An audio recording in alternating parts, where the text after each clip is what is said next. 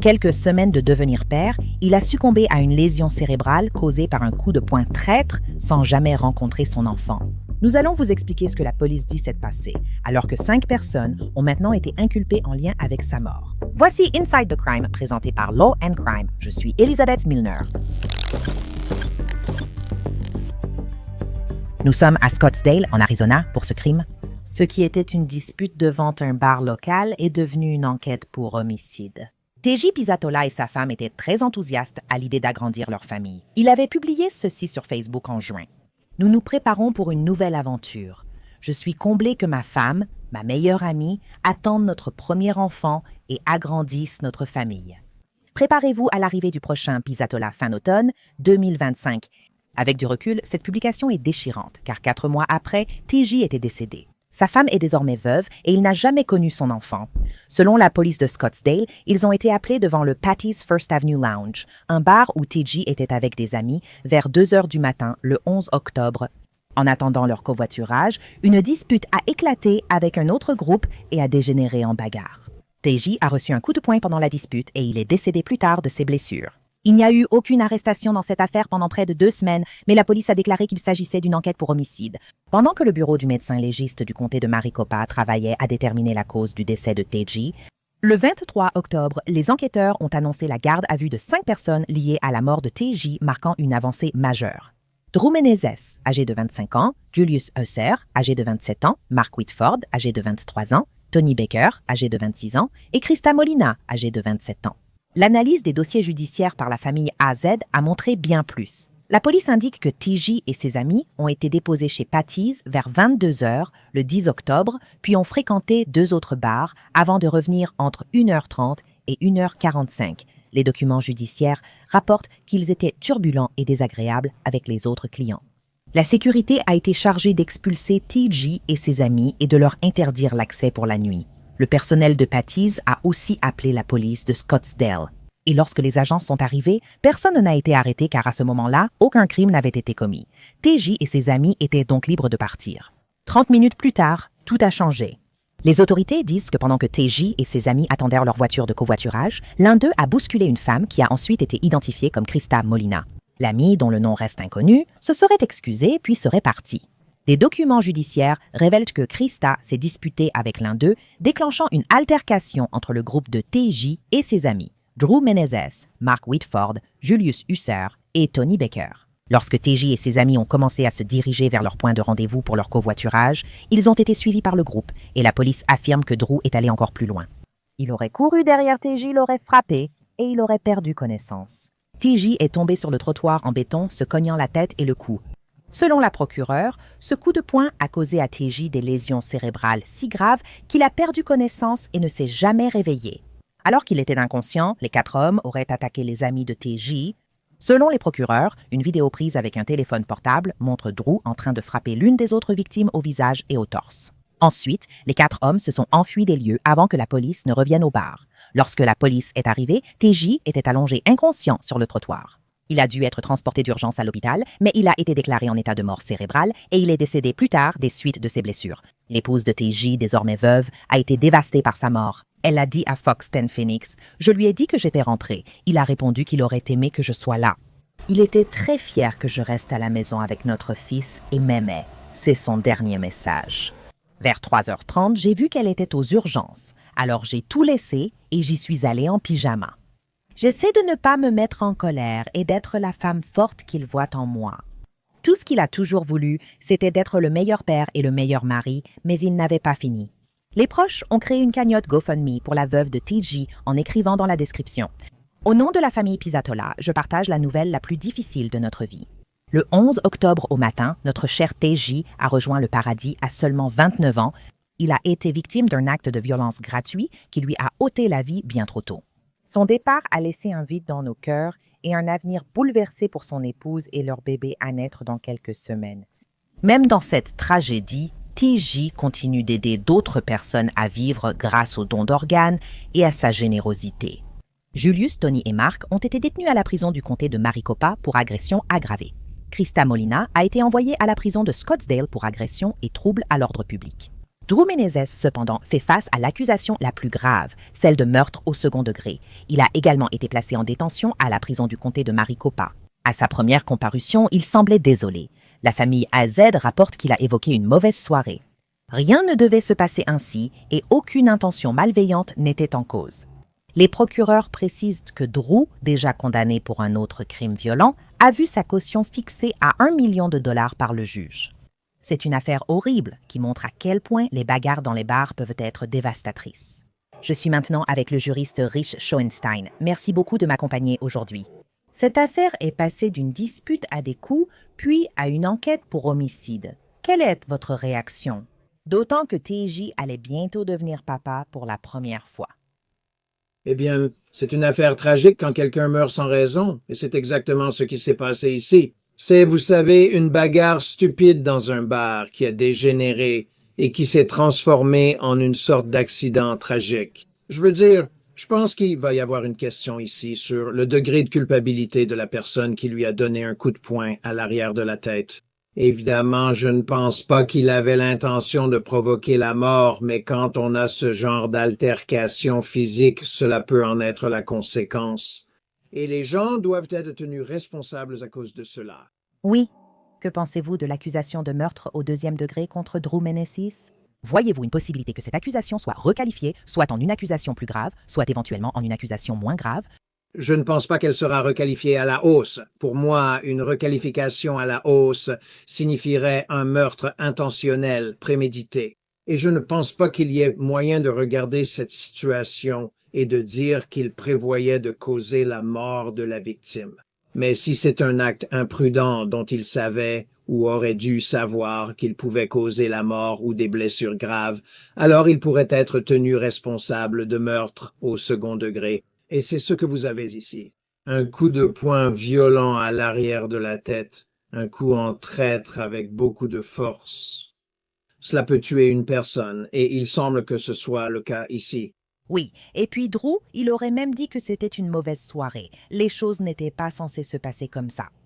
Mais le juge a quand même fini par lui donner une caution d'1 million de dollars en espèces. Est-ce que ça t'étonne? Non, ça ne m'étonne pas.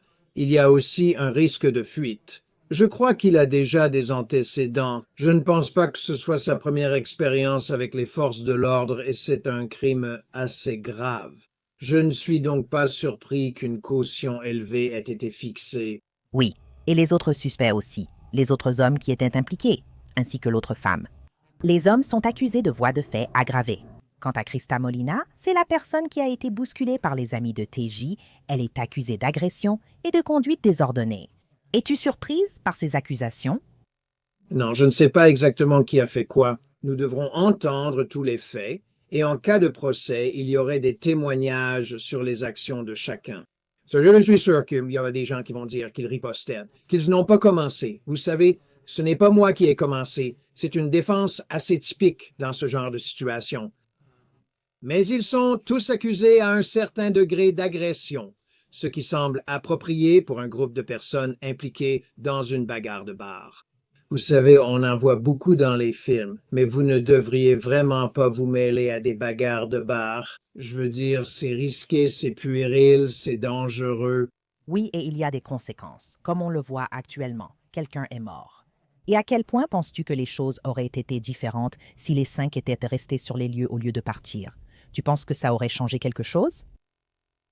Eh bien, je ne pense pas que cela affecte les accusations d'agression aggravée, mais je pense que ça aggrave la situation. Si tu es impliqué dans une altercation, dans un accident ou dans une blessure, il est important de rester sur les lieux jusqu'à l'arrivée des autorités, même sans faute, même en simple témoin.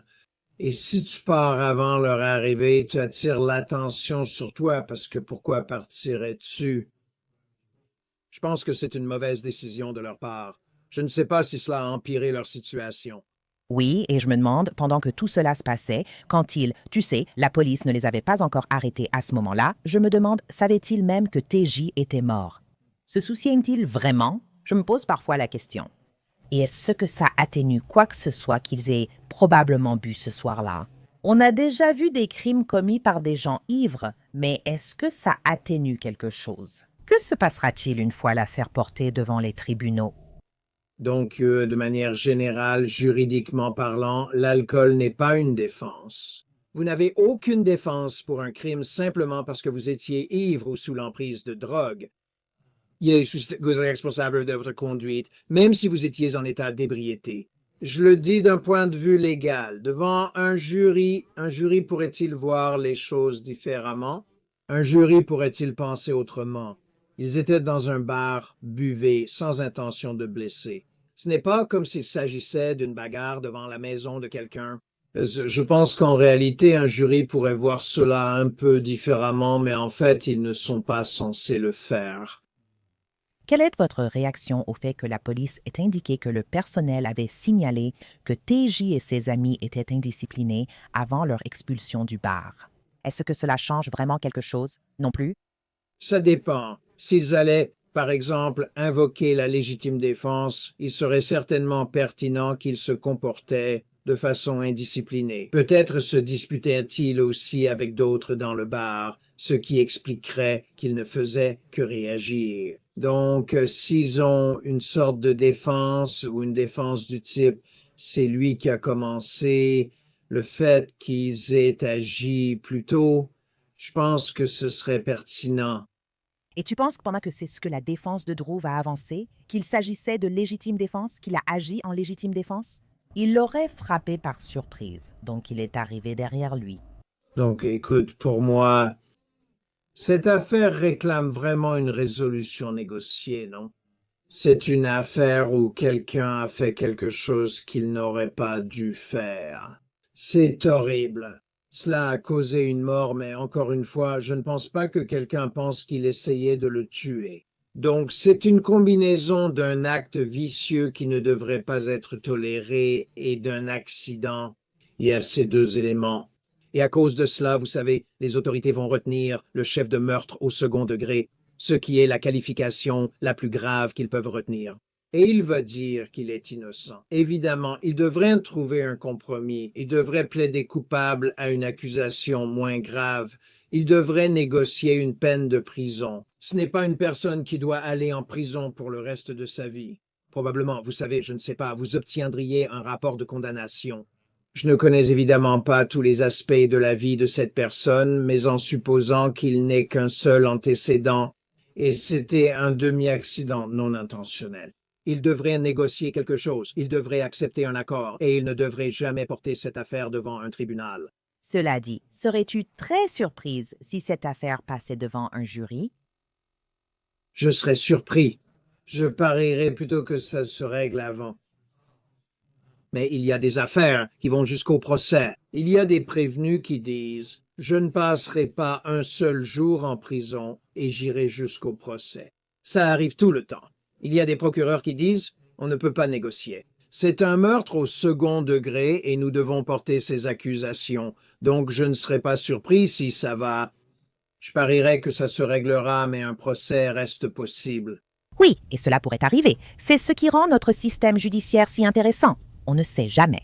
Concernant l'influence de la famille de la victime sur les négociations de plaidoyer pour les accusés, ont-ils réellement leur mot à dire, si tant est qu'ils en aient? Cela dépend de la juridiction, cela dépend des procureurs, cela dépend des familles. Nous avons vu certaines affaires très médiatisées. Vous savez, cela fait un moment que vous faites ce travail. Nous avons vu des affaires très médiatisées où les autorités ont négocié des résolutions avec lesquelles certaines familles, voire toutes, n'étaient pas d'accord. Donc ils n'ont pas besoin de donner leur accord, n'est-ce pas? Nous ne laissons pas les familles décider qui nous poursuivons, pourquoi nous les poursuivons, ou comment nous résolvons ces affaires, ni d'ailleurs quel jugement est rendu lors du procès. Nous avons des procureurs, des juges et des jurys. Toutes ces personnes sont censées veiller à ce que la justice prévale, ou du moins quelque chose qui y ressemble, plutôt que les familles. Mais j'espère qu'ils seront consultés, j'espère qu'on les écoutera. Je pense que les familles devraient vraiment avoir leur mot à dire, surtout si elles sont enclines à un certain niveau de pardon. Cela devrait être pris en compte. Donc j'espère qu'ils pourront s'exprimer. Oui, c'est vraiment une affaire déchirante. À cette période, TJ devrait célébrer la naissance de son fils qui aurait dû naître. Et maintenant, malheureusement, ils doivent à la fois préparer la naissance de leur enfant et organiser des funérailles. C'est vraiment dévastateur. Merci beaucoup, Rich Schoenstein, pour votre temps et vos éclaircissements sur cette affaire. Je vous suis très reconnaissante. Elisabeth, c'est toujours un plaisir de vous voir. Merci pour l'invitation. Des dossiers en ligne montrent que Mark Woodford, Julius Husser et Tony Baker ont été libérés, mais doivent porter un bracelet électronique. Les dossiers indiquent qu'une conférence sur cette affaire est prévue le 31 octobre. Merci beaucoup de nous avoir rejoints pour cet épisode de Inside the Crime. Je suis Elisabeth Milner.